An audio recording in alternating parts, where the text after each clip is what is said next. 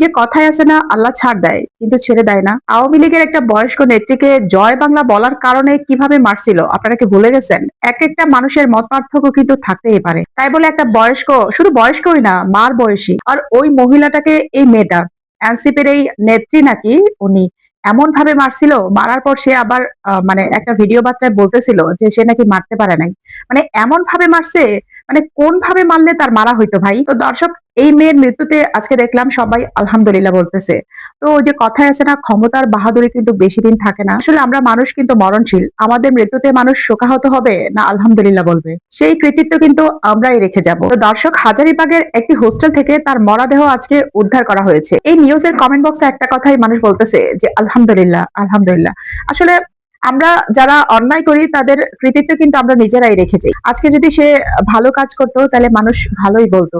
ওই যে একটা মহিলাকে মারার কারণে আজকে তার মরণটা পর্যন্ত মানুষ ভালোভাবে নিতেছে না। পাবলিক শুধু একটা কথাই বলতেছে, রিভেঞ্জ অফ নেচার বলে একটা কথা আছে।